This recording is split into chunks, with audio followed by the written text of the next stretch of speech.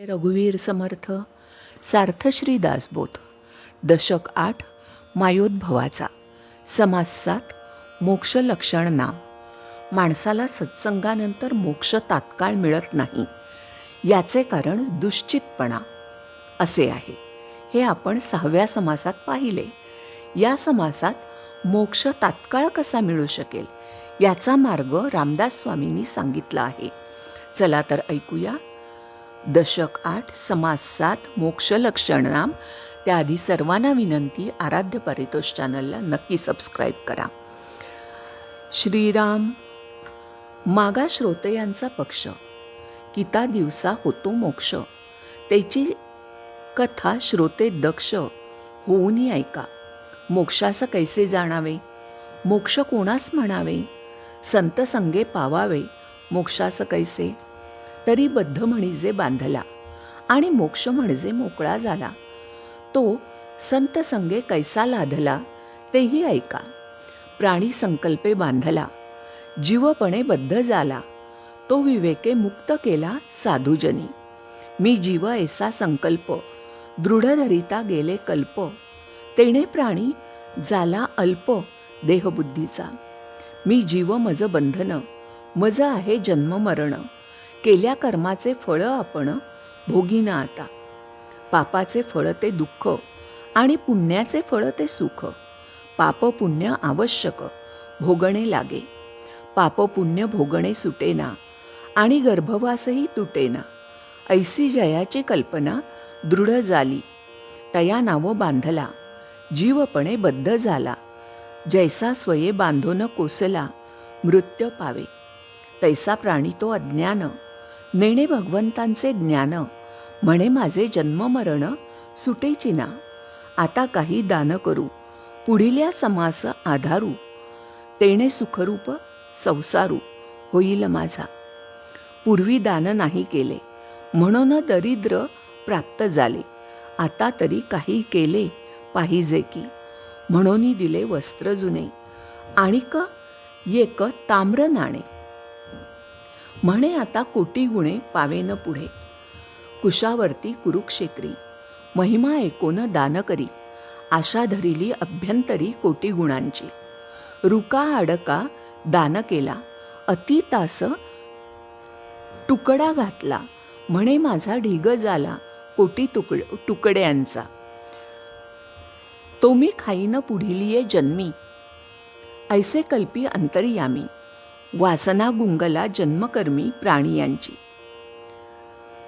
आता मी जे देईन, पुढेले जन्मी पावेन. ऐसे कल्पी तो अज्ञान बद्ध जाणावा. बहुता जन्माचे अंती, होय नरदेहाची प्राप्ती.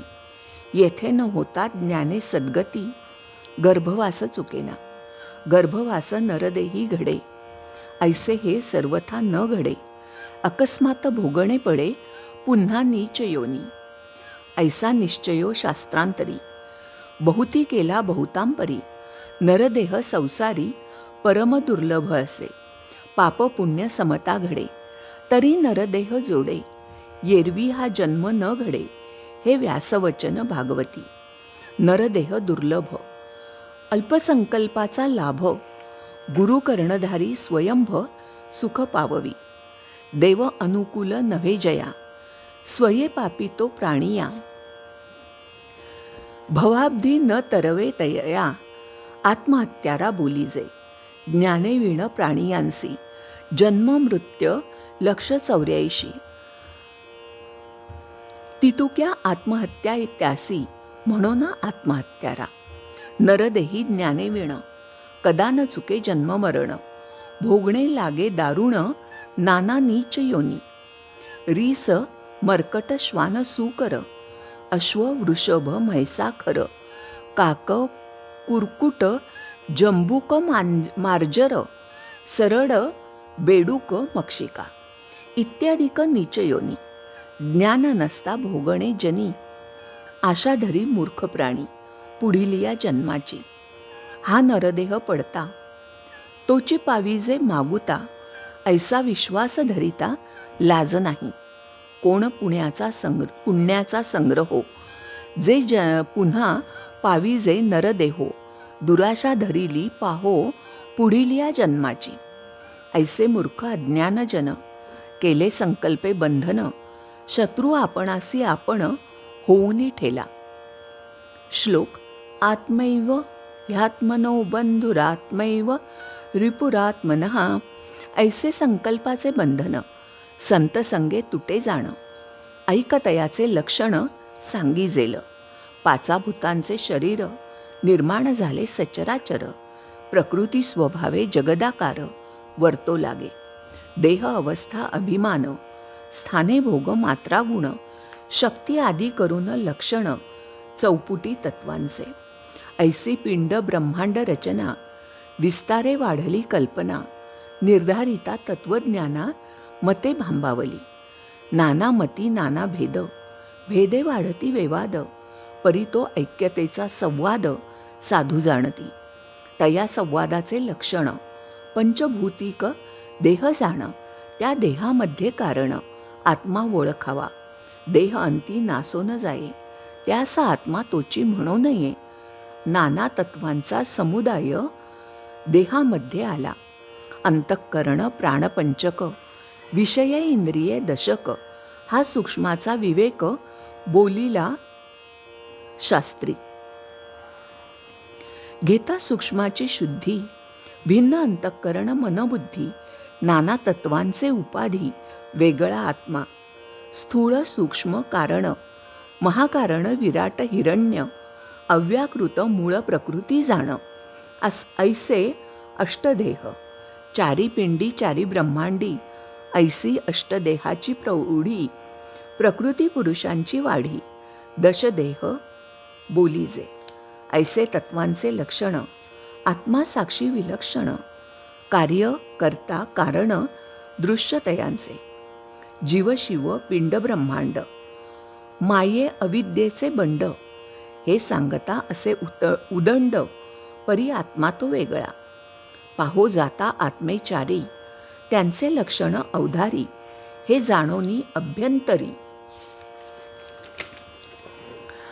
सुदृढ धरावे. एक जीवात्मा दुसरा शिवात्मा तिसरा परमात्मा जो विश्वात्मा चौथा जाणीजे निर्मळात्मा. ऐसे चारी आत्मे भेद उंच नीच भासती. परिचारी एकची असती. ये विषयी दृष्टांत संमती सावधायिका. घटाकाश मठाकाश महदाकाश चिदाकाश. अवघे मिळून आकाश एकची असे. तैसा जीवात्मा आणि शिवात्मा परमात्मा आणि निर्मळात्मा अवघा मिळून आत्मा एकची असे. घटी व्यापक जे आकाश तया नाव घटाकाश.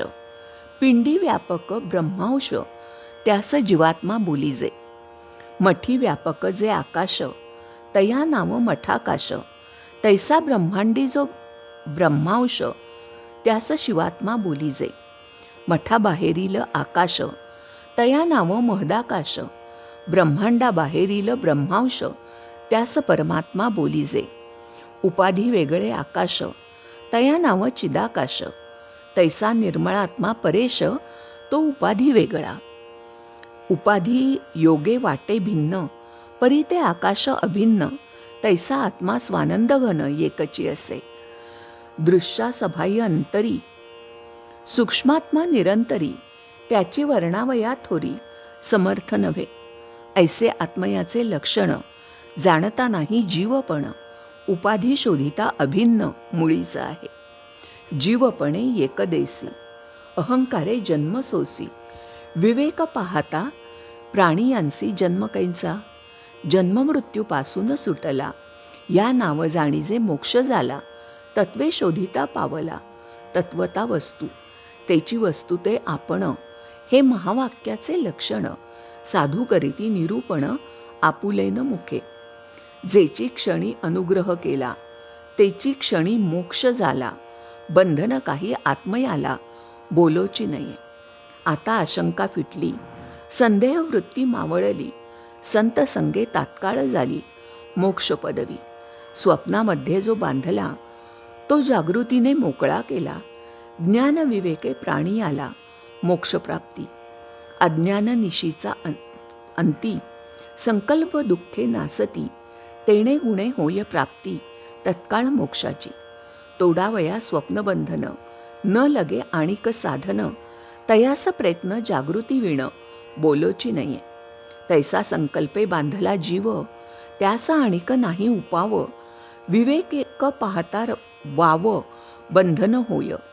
विवेक पाहिल्या विण, जो जो उपाव तो तो सीण. विवेक पाहता आपण आत्माच असे, आत्मयाचा ठाई काही. बंध मोक्ष दोन्ही नाही, जन्म मृत्यू हे सर्वही आत्मत्वी न घडे. इति श्री दासबोधे गुरुशिष्य संवादे मोक्षलक्षण नाम समास सप्तम. श्रीराम